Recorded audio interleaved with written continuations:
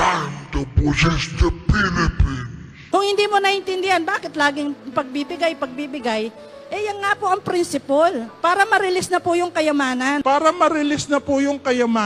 In this video, we will expose ang isang huwad na apostol dito sa Pilipinas sapagkat marami silang dinadaya na kaluluwa. Si Renato Carrillo ay nagpapakilalang end-time prophet at apostol ng Jesus is Our Shield Worldwide Ministries na may daan-daang chapters worldwide. Ang kanyang ministeryo ay nakasentro sa pagpapalaganap ng Ebanghelyo ni Kristo, pagpapagaling ng mga may sakit, pagpapalayas ng mga demonyo, prosperity gospel, Nung napunta ka sa Lord, lahat ng kahirapan ng buhay mo tapos na. apostolic revival and living like Jesus. Ginawa po natin ang video na ito dahil nakatanggap po tayo ng isang panaginip na si Apostol Renato at ang kanyang anak ay may tattoo ng demonyo sa muka. Ito po ay isang babala at alam po natin na si Satanas ay maaaring magbigay rin ng panaginip. Pero nasa video na ito ang mga confirmations na ito ay mula sa banal na espiritu upang magbigay ng babala sa mga tupa ni Kristo. Sa video na ito malalaman natin kung bakit sila may tattoo ng demonyo. In Jesus' name we pray, everybody say, Tingnan nyo mabuti yung design ng flooring ng pulpito. Lastly, kagaya ng sabi ko kanina, enjoy the rest of the night. So i-open na po namin itong lugar na ito.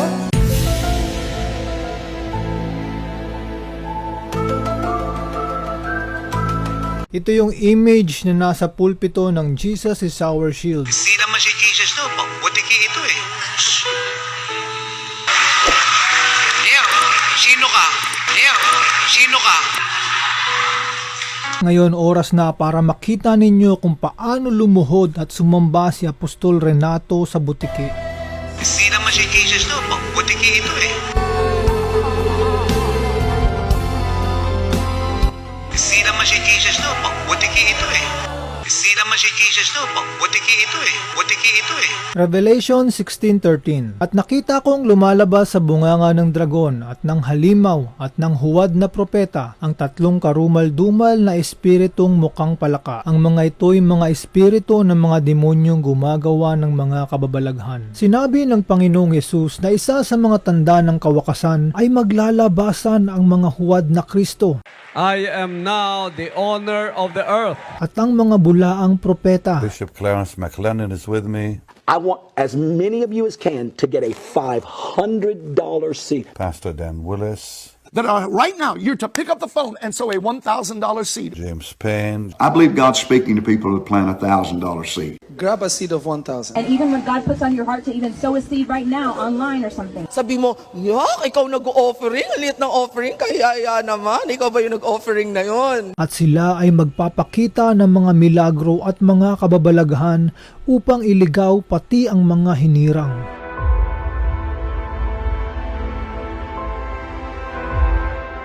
At sinabi ng Panginoon na makikilala natin sila sa kanilang bunga o mga gawa. this is the time to trust God, especially now, financially. I would advise all of you to become more givers now than you've ever been in your life. If you want protection, good. Because this is the time to sow.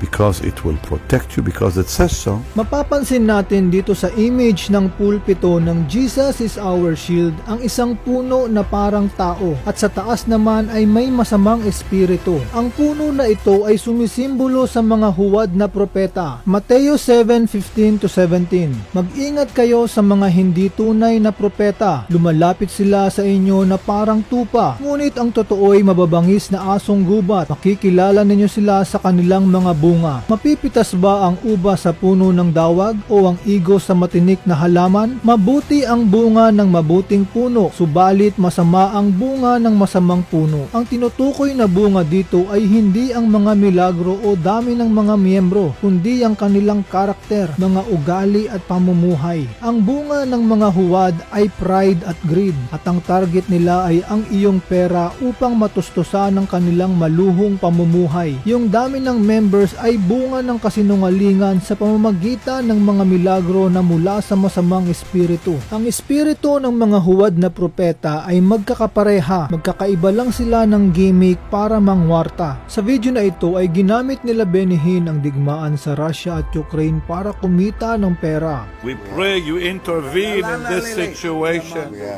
in this war between Russia and the Ukraine, Lord. I would advise all of you to become more givers now than you've ever been in your life. If you want protection. Iba naman ang style ni Apostol Renato. Gumamit siya ng project na dwelling place. At hindi ko pwedeng sabihin na higit po ang pag-ibig ng Israelita sa pag-ibig natin sa Lord. Yun po ang mandato natin. Kaya lahat po yung magbibigay. Magkuwata po tayo. Kada chapter is po 100,000 pataas. At yun naman pong well-to-do, you can give 500,000, 1,000,000, 2,000,000, 3,000,000, 4,000,000, 5,000,000. Kung gusto nyo kayo na pong sumagot ng 10 million. Walang problema magbigay kung ito'y para talaga sa gawain ng Diyos. Pero kung makikita natin yung mga leaders na naka-Gucci, Louis Vuitton, Chanel, Fendi, mga mamahaling damit, alahas, belt, sapatos, there is something wrong dahil sinasabi ng Biblia sa 1 Peter 3 verse 3 to 4, ang inyong ganda ay huwag maging panlabas tulad ng pag-aayos ng buhok at pagsusuot ng mga gintong alahas at mamahaling damit. Sa halip, pagyamanin ninyo ang kagandahang nakatago sa puso, ang kagandahang walang kupas na likha ng maamo at mapayapang diwa na lubhang mahalaga sa mata ng Diyos. Kabaliktaran ang ginagawa nila sa sinasabi ng salita ng Diyos. Kaya kung sinusuot natin itong mga luxurious na mga bagay, this is a sign ng pride of life. 1 John 2:15 to 16. Do not love the world or the things in the world. If anyone loves the world, the love of the Father is not in him. For all that is in the world, the lust of the flesh, the lust of the eyes, and the pride of life is not of the Father but is of the world. Itong mga luxurious na brand, this is pride of life. If we really have the Holy Spirit, dapat alam natin na itong mga luxurious brand na ito, ang mga makeup, kulay ng buhok, kulay ng kuko, mga high heels ay hindi sa Panginoon kundi sa sanlibutan. Lahat ng ito ay vanity. Kaya ang tawag sa makeup kit ay vanity case dahil ito ay walang kabuluhan. Ngayon ipapakita ko naman sa inyo kung gaano karami ang offering sa Jesus is Our Shield. Tithes and offering, New TV, TV and radio, mission travel, mission of love, thank you offering, God's dwelling place, apostle love gift, prophetess love gift, fasting offering, venue and building, tracts offering at marami pang iba. So yung kakabigay po natin ng ating mga ikapo at mga handog at marami pang bigayan, sunod-sunod na bigayan, walang tigil na bigayan, amen, ayan po ang susi para po yung ating mga biyaya na ipinagkatiwala ng Diyos sa atin is dumami. Kasi yun po ang tinakda ng Diyos sa atin kung bakit walang tigil yung mga bigayan, sunod-sunod na bigayan, kabibigay mo lang, may pagbibigay na naman.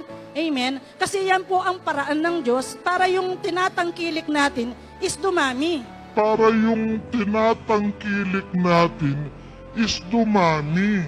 Ipagpaumanhin ninyo kung ako'y nag-uugaling hangal. Ang pagmamalasakit ko sa inyo ay katulad ng pagmamalasakit ng Diyos. Ngunit nag-aalala akong baka malaso ng inyong isipan at mailayo kayo sa tapat at dalisay na pananampalataya kay Kristo. Tulad ni Eva na nalinlang ng ahas. Sapagkat malugod ninyong tinatanggap ang sinumang dumarating at nangangaral ng ibang Jesus kaysa sa ipinangaral namin. Ang Jesus na ipinapangaral ni Apostol Renato ay ibang Jesus. Prideful at greedy na Jesus. Kayo, spiritual mayor, spiritual governor, spiritual congressman, at si Tatay Apostol ang spiritual president ng buong Pilipinas.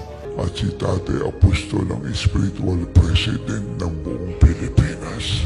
Ang sinumang nagtataas ng kanyang sarili ay bababa at ang nagpapakumbaba ay tataas. Of course, ang apostol, tao. Kaya lang, pinanahanan ni Kristo. May anointing ako, wala sila.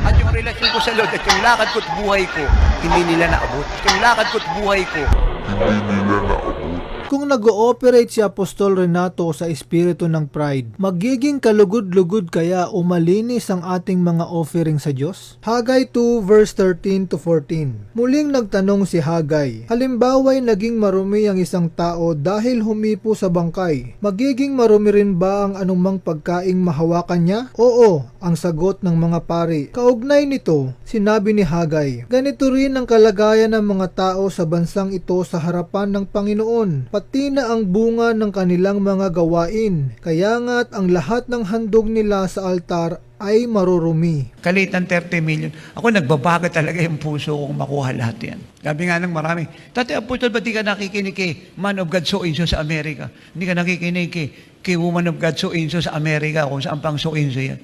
Sabi ko, I respect them. They are called by God. Kaya lang may pinagagawa ang Diyos sa akin. At may sarili kong revelation sa buhay na galing sa salita ng Diyos. Kung gusto ninyo, yung revelation ko ibigay nyo sa kanila.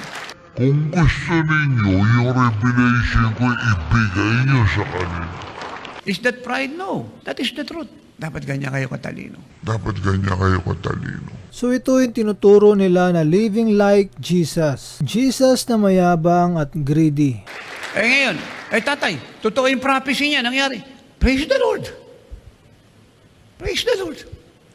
But I have nothing to do with it. Meron akong trabahong dapat gampanan. Kaya totoo lahat yun, I have nothing to do with it. Ang trabaho ko, sundin yung inuutos niya. It's time to possess the Philippines. It's time to possess the Philippines. Hindi kaya to demon possess the Philippines? Sabi nila, ba't di ka umati ng seminar ni Bishop So Inso? Magmula noon, why should I? Why should I? Hindi sinabi sa akin, matin akong seminar. Ito ang body language ng mga taong nag-ooperate sa espiritu ng pride. Naka-dekwatro, nakapamewang, naka-cross arm, nakasandal ang ulo sa kamay at nakapamulsa. At kumuha ng so-called understanding about loving the pastors. Blessing the pastors. Hindi ko kailangan mag-seminar to love and bless the pastor. Wala sa seminar yung loving and blessing the pastor. Nasa puso yan. Hindi ko kailangan ng seminar para i-bless sila at mahalin sila. Hindi ko kailangan ng seminar para i-blessin at mahalin sila. Wala akong kausap dito. Hindi mo nga kailangan ng ganyang seminar. Ang kailangan mo na seminar ay humility seminar. At hindi ko rin kailangan makita yung kalagayan nila. At hindi ko rin kailangan makita yung kalagayan nila. Sapagkat matagal na nating alam ang katotohanan, pag wala ka sa living lives, lagi kang kulang. It's time to possess the Philippines. Bakit ko po ginagawa ito? Dahil ba hindi ko kayo mahal? Alam ng Diyos kung gaano ko kayo kamahal. Ngunit patuloy kong gagawin ang ginagawa ko ngayon upang huwag magkaroon ng katwiran ang mga namamalita na ang paglilingkod nila ay tulad ng aming ginagawa. Hindi sila tunay na apostol, kundi mga nandaraya lamang at nagkukunwaring mga apostol ni Kristo. Hindi ito dapat pagtakhan sapagkat si Satanas man ay maaring magkunwaring anghel ng liwanag. Kaya hindi katakataka na magkunwaring lingkod ng katwiran ang kanyang mga lingkod. Ang kanilang kahihinatnan ay ayon lamang sa kanilang mga gawa. At nung itong last na pag-aayon ko po, sabi ng Diyos sa akin, anak, ilalabas ko yung mga mayayamang nasa iba't ibang fellowship na hindi napakinabangan ng Diyos yung mga pera nila sa ibang fellowship.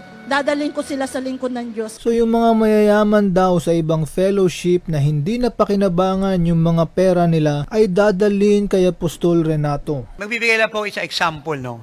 Sabi ng mga kasama ko sa sasakyan, nasa highway po kami, papunta ko ng ibang lugar magtuturo. Nadaan po tayo ng mga tindahan ng mga kotse. Sabi ng mga kasama ko, naku, kaganda naman nun. Ay talagang napakaganda. Branded, one of its kind sa buong Pilipinas. Hindi pa sila tapos magsalita. Ang sabi sa akin ng Holy Spirit, anak, mas maganda ibibigay ko sa iyo kay Sarian. Mas maganda ibibigay ko sa iyo kay Sarian. Holy Spirit kaya ang nagsasalita kay Apostol Renato? Dahil kung totoong Holy Spirit yan, hindi yan magsasalita ng ganyan, sapagkat sinasabi sa kasulatan na huwag ninyong ibigin ng sanlibutan o ang mga bagay na nasa sanlibutan, sapagkat ang sino mang umiibig sa sanlibutan ay wala sa kanya ang pag-ibig ng Ama. 1 John 2:15. So the next question is, paano ibibigay kay Apostol Renato yung mas magandang sasakyan? Alala ko, sabi niya sa akin nakalipas na araw, sabi niya, Sabihin mo sa buong Gisay Hill sa church, sundin nila ang pinapaabot mo. Pag nilang hindi susundin, totoo po yun. Kasi galing sa kanya yun, inuutos niya, hindi mo sinusunod. Galing sa kanya yun, inuutos siya, hindi mo sinusunod. Paano siya matutuwa sa'yo? Wala siyang anak na matigas ang ulo. Lahat ng anak niya mababait, kagaya ni Jesus. Masunurin. Lalo raw specific instruction. Hindi abot ng isip mo yan. Exercise your faith, simply obey. Sabi niya, excelling giving. Huwag ka na magbilang dyan. Just give and give. Tanggalan mo ng limitasyon yung ating mga anak sa bawat chapter. Sabihin mo lang, excelling giving. May opportunity kayo. Bigay ng bigay. Bigay ng bigay. Hindi banal na espiritu ang tinanggap ni Apostol Renato, kundi espiritu ng sanlibutan. There is salvation in your name.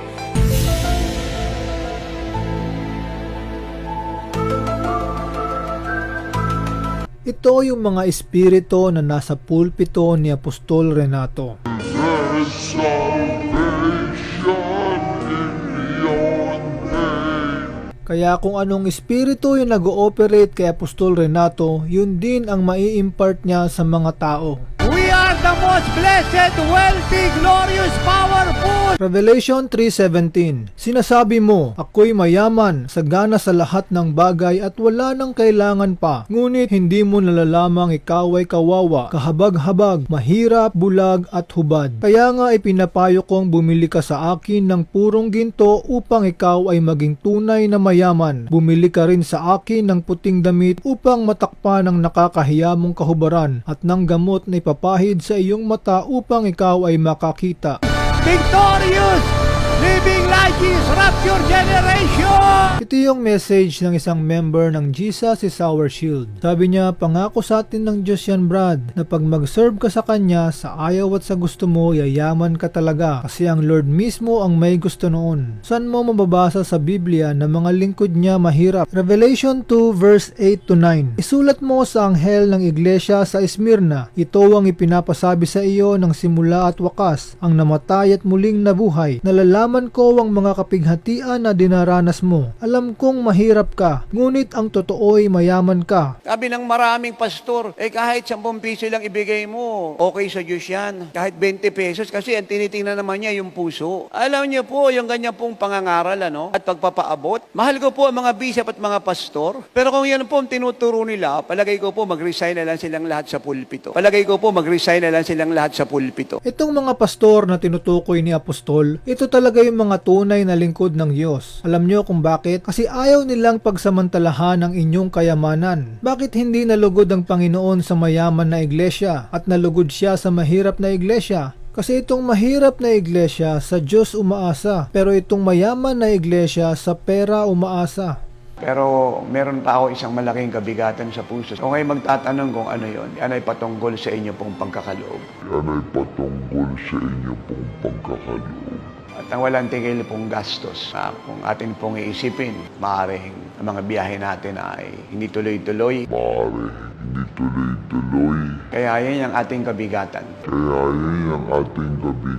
Ang problema sa Laodicea, kung walang pera, ay parang hindi makagalaw ang Diyos. Nakadepende ang trabaho ng Diyos sa pera. Pero dito sa Esmirna, kahit walang pera, alam nilang gagalaw ang Diyos. Dahil ang trabaho ng Diyos ay hindi nakadepende sa pera, kundi sa Diyos mismo. Ganito magtrabaho ang Laodicea. Manghihingi ng pera para tuloy-tuloy ang ligaya. At ganito naman magtrabaho ang Esmirna. Lalapit sa Diyos at ang Diyos na ang bahalang mag-provide ng pera. Dito makikita natin ang pagkakaiba kaya hindi nalulugod ang Panginoon sa Laodicea at tinawag niya itong bulag, hubad, kawawa at mahirap. Ang Esmirna naman ang tinawag niyang tunay na mayaman. Ganito ang itsura ng bride sa Esmirna. Walang makeup, walang alahas, walang kulay ang buhok, walang kulay ang kuko, mahaba ang damit, mahaba ang buhok at hindi naka-high heels. Ito ang example ng mararapture dahil hindi sila corrupted ng sanlibutan. Ganito naman ang bride sa Laodicea. Naka-makeup, naka-alahas, nakakulay ang buhok, nakakulay ang kuko, sexy ang damit, maikli ang buhok at naka-high heels. Ito ang mga potential na maiiwan sa rapture kapag hindi nagrepent dahil corrupted sila ng sanlibutan. Ang babalikan ni Lord na bride ay holy at hindi worldly. Ngayon ipapakita ko sa inyo yung ikatlong confirmation na galing talaga sa Panginoon yung panaginip. Ito yung 40th wedding anniversary nila Apostol Renato. Sa unang tingin ay parang wala lang. Pero kung titingnan mong mabuti, makikita mo yung demonic image.